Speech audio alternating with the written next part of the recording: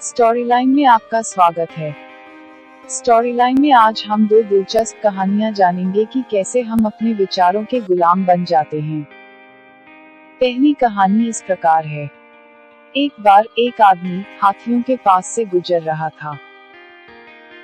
वह अचानक इस बात से आश्चर्यचकित होकर रुक गया कि इस विशाल जीव को उसके सामने के पैर से बंधी एक छोटी सी रस्सी से कैसे पकड़ा जा रहा है। कोई जंजीर नहीं, कोई पिंजरा नहीं। यह भी स्पष्ट था कि हाथी कभी भी अपने बंधनों को तोड़ सकते थे, लेकिन क्यों हाथी बंधन तोड़कर दूर जाने की कोशिश नहीं कर रहा है। उसने पास में एक प्रशिक्षक को देखा और पूछा, ये जानवर वहीं खड़े क्यों हैं और भागने का कोई प्रयास नहीं करता। प्रशिक्षक ने कहा, जब वे बहुत छोटे होते हैं तो हम उन्हें बांधने के लिए एक ही आकार की रस्सी का उपयोग करते हैं और उस उम्र में उन्हें पकड़ने के लिए पर्याप्त है। जैसे जैसे वे बड़े होते हैं, उन्हें विश्वास होता है कि वे बंधन नहीं तोड़ सकता। उनका मानना है कि रस्सी उन्हें अभी भी पकड़ सकती है, इसलिए वे कभी भी मुक्त होने की कोशिश नहीं करते हैं। वह आदमी चकित रह गया। ये जानवर किसी भी समय अपने बंधनों से मुक्त हो सकते हैं, लेकिन क्योंकि उनका मानना था कि वे नहीं कर सकते, वे वहीं रहते हैं। हाथियों की तरह हम में से कितने लोग इस विश्वास पर लटके हुए जीवन से गुजरते हैं कि हम कुछ नहीं कर सकते, सिर्फ इसलिए कि हम एक बार पहले इसमें असफल रहे थे। कहानी की सीख यह है कि असफलता सीखने का हिस्सा है। हमें जीवन में संघर्ष को कभी नहीं छोड़ना चाहिए। अब हम इसी तरह की एक और कहानी जानेंगे।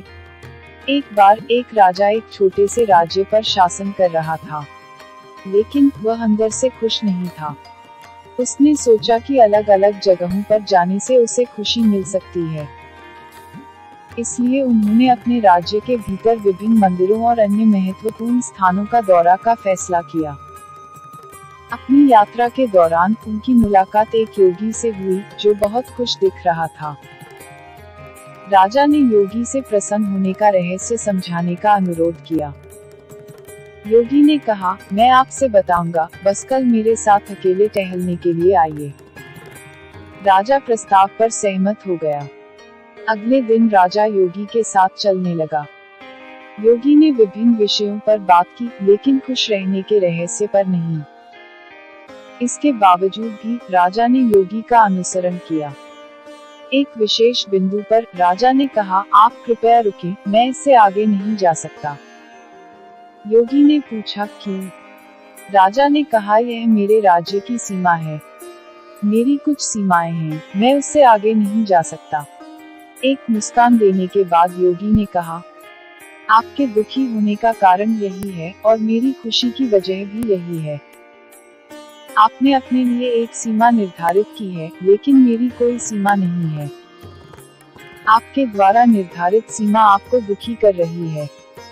हमें आगे बढ़ने के लिए किसी भी मानसिक बंधन से मुक्त होना चाहिए। राजा को एहसास हुआ कि योगी जो कह रहा है वह सही है। कहानी की सीख यह है कि मन की स्वतंत्रता सुख देती है और सीमाएं दुख देती हैं। स्टोरी लाइन देखने के लिए धन्यवाद। अच्छा लगे तो लाइक और शेयर जरूर करें। साथ ही हमारे चैनल को सब्सक्राइब करें। हम जल्द ही एक नई कहानी के साथ वापस आएंगे। नमस्कार।